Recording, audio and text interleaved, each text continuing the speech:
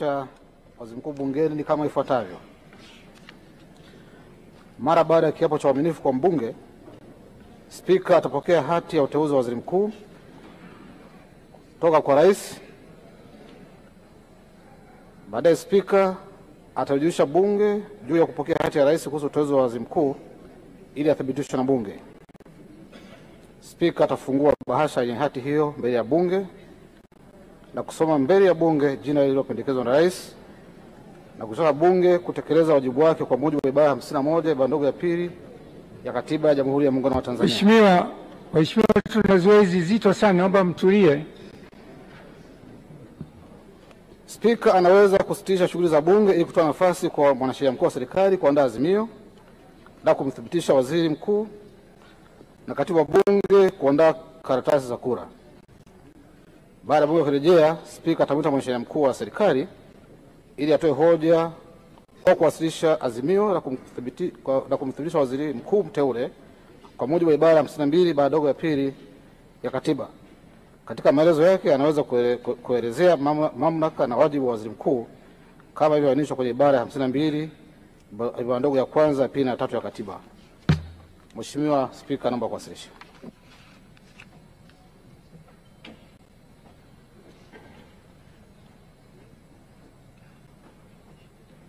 Mheshimiwa Bunge, leo hatutengui kanuni za Bunge, sababu anayeleta hati hiyo ni mwanajeshi na ni askari, na wao wana fursa kuingia ndani kwa mujibu wa kanuni zetu.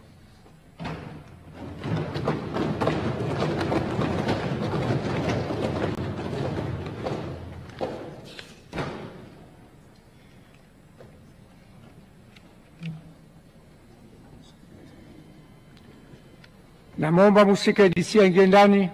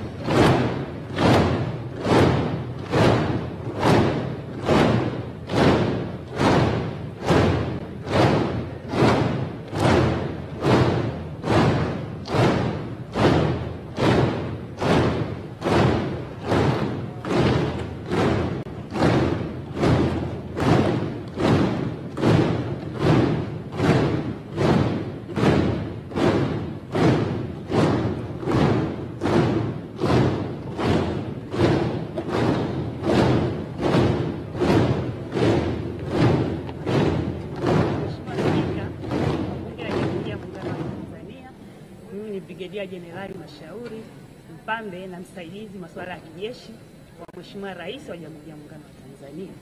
Mheshimiwa Spika, nimeelekezwa na Mheshimiwa Rais Dr. Samia Suluhu Hassan na Amiri Jeshi Mkuu wa Jamhuri ya Muungano wa Tanzania kuwasilisha ujumbe maalum kwako.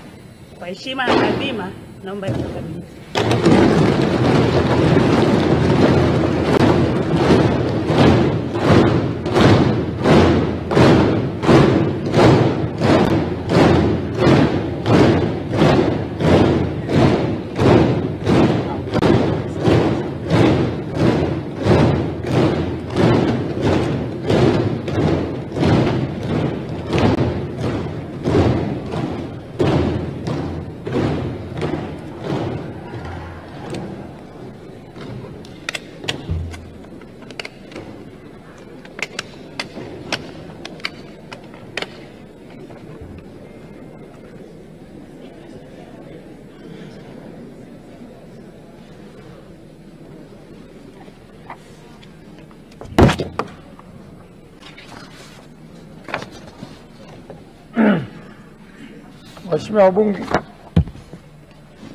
Waheshimiwa wabunge, uteuzi wa waziri mkuu wa Jamhuri ya Muungano wa Tanzania.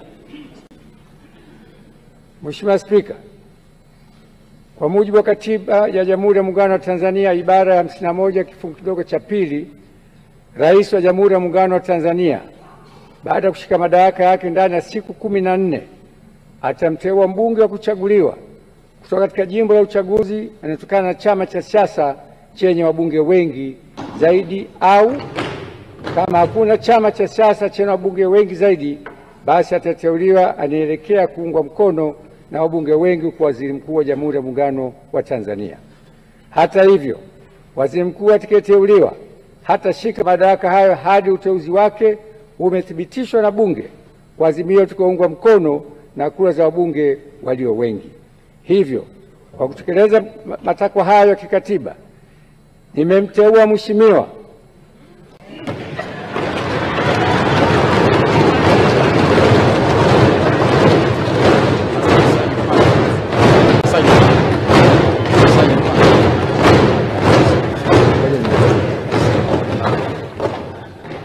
Mheshimiwa Daktari Mwigulu Lameck Nchemba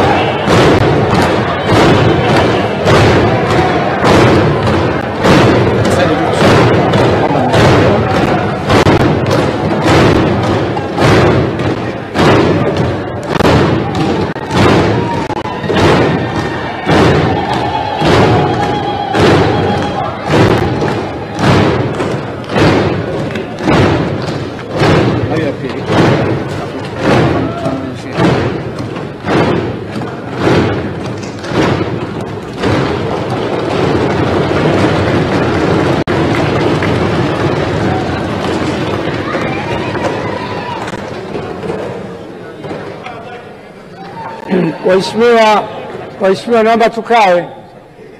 Hajaapishwa bado, naomba tukae.